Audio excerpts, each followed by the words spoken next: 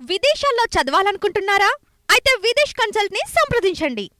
ఆంధ్రప్రదేశ్ ప్రభుత్వం ఎస్సీ వర్గీకరణ అమలు చేసేందుకు సన్నద్ధమవుతుంది. గతంలో జరిగినటువంటి పరిణామాలు, అలానే సుప్రీంకోర్టు తీర్పు తర్వాత జరిగినటువంటి పరిణామాలు. ప్రస్తుతం 2 రోజుల క్రితం తెలంగాణ ప్రభుత్వం దీనిపైన నిర్ణయం తీసుకుంది.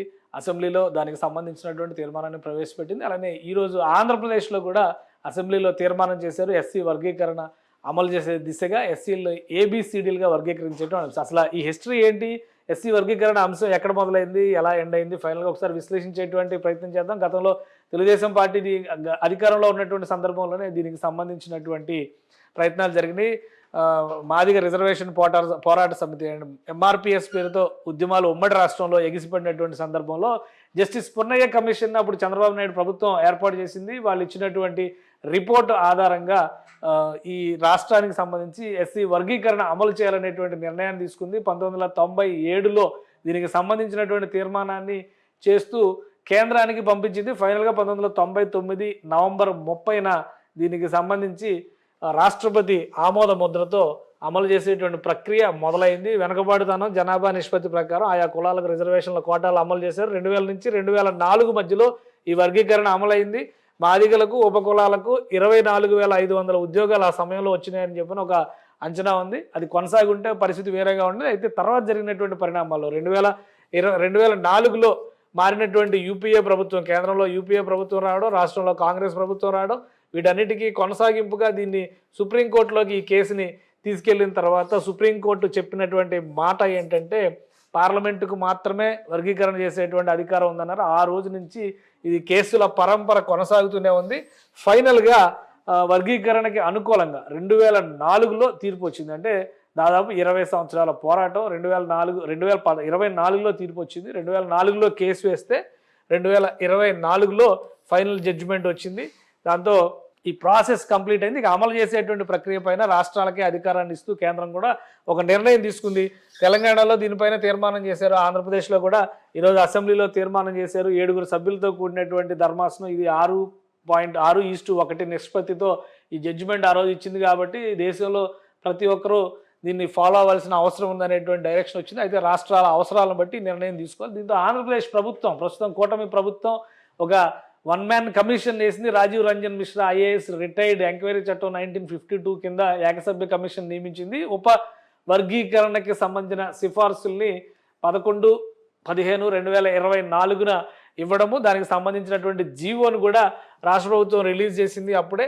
సో మొత్తం మీద అమలు చేయడానికి కావాల్సినటువంటి ప్రాతిపదిక ప్రయారిటీని డిసైడ్ చేస్తూ ఫైనల్ జడ్జిమెంట్ని ఆధారంగా ఈ వర్గీకరణ పైన ఏకసభ్య కమిషన్ ఇచ్చినటువంటి సిఫార్సుల్ని పరిగణలోకి తీసుకుని రాష్ట్ర ప్రభుత్వం దాన్ని అమలు చేసేటువంటి బాధ్యతని ముందుకు తీసుకెళ్ళింది. కమిషన్ జరిపినటువంటి చర్చలు, సంప్రదింపులు, అభ్యాసం, విశ్లేషణల తర్వాత 10/3/2025న ఒక నివేదికను రాష్ట్ర ప్రభుత్వానికి సమర్పించింది. అంటే గత 10 రోజుల క్రితం సమర్పించినటువంటి నివేదిక. దాని ఆధారంగా ఉపవర్గీకరణకు సిఫార్సులు, కొన్ని షెడ్యూల్ కులాల యొక్క తగినంత ప్రాధాన్యం, వెనుకబడిన స్థితిని గుర్తించడం వంటి డేటా ఆధారంగా 59 కులాల వర్గీకరణకి సిఫార్సు చేసింది.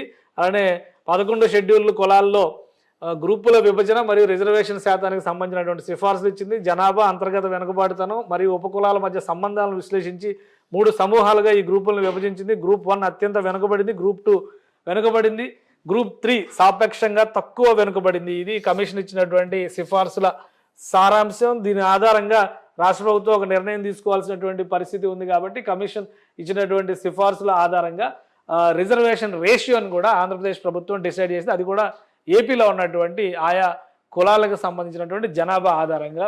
కమిషన్ ఉద్యోగ సర్వీసుల్లో విద్యా, సామాజిక, ఆర్థిక, రాజకీయ రంగాల్లో వారి యొక్క జనాభాని మరియు వెనుకబాటుతనాన్ని పరిగణలోకి తీసుకుని 1, 2, 3 గ్రూపులుగా విభజించి రిజర్వేషన్ శాతాన్ని నిర్ధారించడం జరిగింది. గ్రూప్ 1 అత్యంత వెనుకబడినటువంటి కేటగిరీ. ఇందులో రెల్లి ఉపకులాలకు సంబంధించినటువంటి పర్సంటేజ్ 1%గా ఆంధ్రప్రదేశ్ ప్రభుత్వం డిసైడ్ చేసింది కమిషన్ సిఫార్సుల మేరకు. అలానే గ్రూప్ 2 వెనుకబడినటువంటి కేటగిరీ మాదిగ ఉపకులాలకు సంబంధించి 6.5% ఇక్కడ రిజర్వేషన్ డిసైడ్ చేసింది. అంటే తెలంగాణతో పోలిస్తే మాదిగ జనాభా ఆంధ్ర ప్రాంతంలో, ఆంధ్ర రాష్ట్రంలో, ఆంధ్రప్రదేశ్లో తక్కువ ఉంది. కాబట్టి రిజర్వేషన్ శాతం ఆ జనాభా సాపేక్షంగా వచ్చింది. ఇక గ్రూప్ 3లో సాపేక్షంగా వెనుకబడిన కేటగిరీ మాల ఉపకులాలకు సంబంధించి 7.5% రిజర్వేషన్గా ఏపీ గవర్నమెంట్ డిసైడ్ చేసింది. ఈ సిఫార్సుల ఆధారంగానే తీర్మానాన్ని ప్రవేశపెట్టారు. ఈ తీర్మానాన్ని శాసనసభ ఆమోదించింది. ఇక శాసన మండలి ఆమోదించిన తర్వాత అమల్లోకి తీసుకొచ్చేటువంటి ప్రయత్నం రాష్ట్ర ప్రభుత్వం చేస్తుంది. ప్రాథమికంగా ప్రతి సమూహంలో వారి యొక్క జనాభా శాతాన్ని తీసుకుని వారి యొక్క అంతర్గత వెనుకబట్టతనాన్ని పరిగణలోకి తీసుకున్న తర్వాత వారికి ఇవ్వాల్సిన రిజర్వేషన్ శాతాన్ని నిర్ధారించడం జరిగింది. దీనివల్ల ఏ వర్గానికి ఎటువంటి నష్టం జరగదు. ఎస్సీల్లో అట్టడుగు వర్గాల ఆకాంక్ష కూడా ఈ వర్గీకరణతో నెరవేరుతుంది అని చెప్పని ఫైనల్ కన్క్లూజన్ ఇచ్చారు. ఇంకోటి దీంతో పాటు దీనికి అనుబంధంగా అసెంబ్లీలో జరిగినటువంటి చర్చలో భాగంగా బుడగ జంగాల సామాజిక వర్గాన్ని కూడా ఎస్సీలో చేర్చాలనేటువంటి ప్రతిపాదన ఆంధ్రప్రదేశ్ అసెంబ్లీలో వచ్చింది. దీనిపైన కూడా ఒక తీర్మానం చేసి కేంద్రానికి పంపించాలని ఏపీ అసెంబ్లీ డిసైడ్ చేసింది. కేంద్రం అంగీకరిస్తే బుడగ జంగాలను కూడా ఎస్సీ కేటగిరీలో చేర్చేటువంటి అవకాశం ఆంధ్రప్రదేశ్లో కలుగుతుందని చెప్పని ఏపీ సీఎం చంద్రబాబు నాయుడు వ్యాఖ్యానించారు. సో మొత్తానికి వర్గీకరణ అంశానికి ఒక లాజికల్ కన్క్లూజన్ వచ్చినట్టుగా చూడాల్సి ఉంటుంది. సుప్రీంకోర్టు ఇచ్చినటువంటి జడ్జిమెంట్, తర్వాత వేసినటువంటి చర్చలు, సాపేక్ష అంశాలను పరిశీలించిన తర్వాత ఏకసభ్య కమిషన్ ఇచ్చినటువంటి రిపోర్టు, వాటి ఆధారంగా ఆంధ్రప్రదేశ్లో ఏబిసిడి వర్గీకరణకు మరో అడుగు ముందు పడినట్టుగా ఆలోచించవచ్చు. సుమన్ టీవీలో మీ పర్సనల్ అండ్ బిజినెస్ ప్రమోషన్స్ కోసం కింది నెంబర్కి కాంటాక్ట్ చేయండి.